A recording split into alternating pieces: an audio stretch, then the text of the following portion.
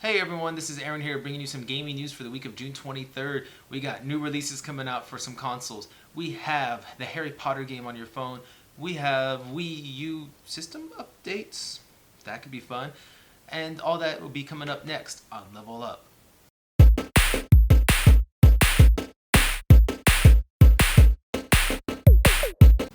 Hey guys, like I said, giving you some of that gaming news for the week of June 23rd. The first thing I want to talk about some games that have come out for you. The first one being The Sinking City for PlayStation 4, Xbox One, and PC. Sorry Switch, you're not getting any love from this game, but you got other stuff coming. Now, with this game, it follows the investigator Charles Reed in a small fishing town in Oakmont. And he's following some mysterious happenings that have been happening all around the city and issues that they've been facing. So, from what I could tell, it's a very suspenseful horror kind of game. From the E3 demo we saw earlier this month, it did seem like it was kind of a Resident Evil-ish kind of thing with this, like the graphics and the surprises. The story followed the detective going on the pier, walking around, and generally trying to investigate. At one point, you do pick up a Tommy gun, and the giant kraken, brings his tentacle down at you and is trying to hit you, and unfortunately you don't make it. It does kill you. But then the demo starts all over again with the same exact scenario. The dead body next to him, I believe, and you go through the same thing. Maybe this time you don't have the Tommy gun. Maybe this time you found a different weapon, or no weapon, or you found a different passage to take. So it does seem that there's going to be a lot of trial and error and a lot of replay value out of this game. And I think this is going to be a game that's going to fly under the radar. No one's going to think about it. No one's going to get amped up like a first party game that we normally do. I think this game is going to be a cult classic though. I think it's going to be like the Suffering, Eternal Darkness that we had back on the GameCube way back in the day, Suffering we had back on the Xbox days. So those, I'm sorry, 360. Those days, and I think this is where it's going to happen with this game. It's going to come under the radar. People are not going to realize how good it is. All of a sudden it has a cult following, and then bam, the game's going to be really, really good. I strongly recommend, possibly at least watching some more demos of it before you pick it up. This one, I really believe, is going to be a great game. The other game coming out this month is Super Mario Maker 2, and that is for the Switch only. See, Switch, you got some love.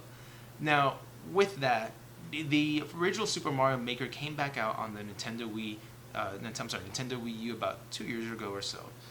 Now, you basically made your own maps. You were able to share these maps with your friends, family, people all around the world. Now you may be saying, but Aaron, jerks may make maps that I can't beat. Well, Nintendo fixes that by making the person upload it first to Nintendo's site with a video of them beating the level. That way it shows it is possible to beat. Now, some really cool features about this game that I'm truly excited for is the day and night setting. This is brand new to Super Mario Maker. And what it is you have your angry son back from the Super Mario days. He flies down like normal and tries to hit Mario and flies back up and keeps doing that throughout the whole game or the whole level, trying to kill you. That's really fun. They didn't have that in the first one. The other thing is they have the night setting. And at night, things change. Maybe when you're inside the Haunted Mansion, instead of it being daylight, it's now pitch black. And there's just a little light around Mario. The other thing it does is it brings out the moon when you're outside. And with the moon, when it flies down and touches you, instead of killing you, it actually kills all your enemies. Koopas, Hammer Bros, Goombas, all of them will be gone. And that's really cool. I think that's an amazing little feature the game is bringing to you.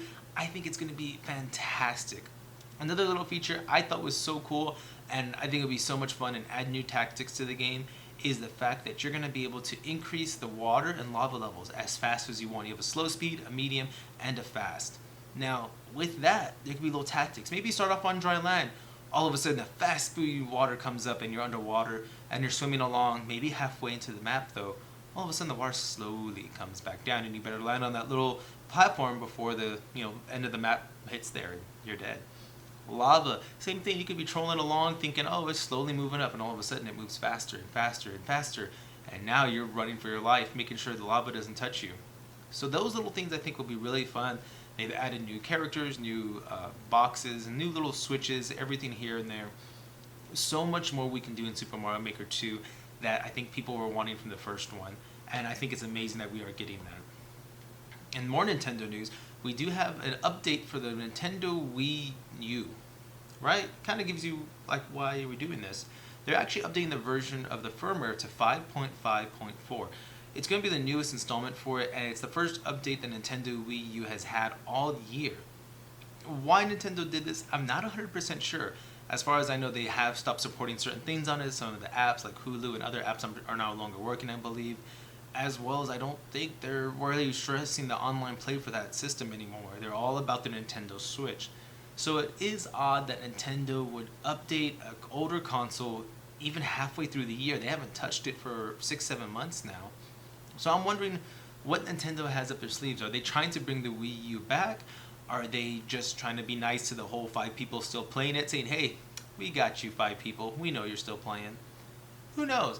I just thought that was very interesting, and we'll see if Nintendo decides to support the Wii U for the rest of the year, or if this is a one and done, and that's it. The only thing this update really strongly brought to the Wii U is stability, so making sure everything's a lot more stable and doesn't crash on you or have other bugs like that. The last thing I want to talk to you about that came out this past weekend was Harry Potter and Wizards Unite. It's a mobile app that you get to play on your phone. Guess who made it? The same people who made Pokemon Go. Thank you, Niantic. Now, the game is very similar to Pokemon Go, which is the reason I stated that. With the Harry Potter Wizards Unite, you still the same thing. You walk around, you access little, in there, instead of Pokestops, they're little schools, and you use spells and all that stuff to help play the game, essentially. And it has its own augmented reality, just like the Pokemon Go one. Unfortunately, to me, it is very much just a new skin over Pokemon Go. Some of the stops seem to be the same as the Pokestops. It does have its own little Harry Potter feel, don't get me wrong. You have your little spells and everything else that you can do. It still uses the same thing to find friends. You have to, here's my friend code, you share that, and you all become friends, be in the same school, Hufflepuffs, you're out there, I know it's Slytherin. I know you guys are there too. And the game itself plays very similar to me. Now, I want to play a little bit of it, I want to play more, and maybe as I get more in depth, maybe I'll be able to say, hey, this is a heck of a different game. But right now, it does feel like it's another one, but the Niantic hit another home run. They first did it with Pokemon Go, now with Harry Potter Wizards Unite. Definitely a game worth trying. It is a free download at least. Microtransactions are always going to be around. So definitely, guys, download the game, try it out. If you're a Harry Potter fan, you guarantee you will love this game. If you're a Pokemon fan and a Harry Potter fan, I am sorry.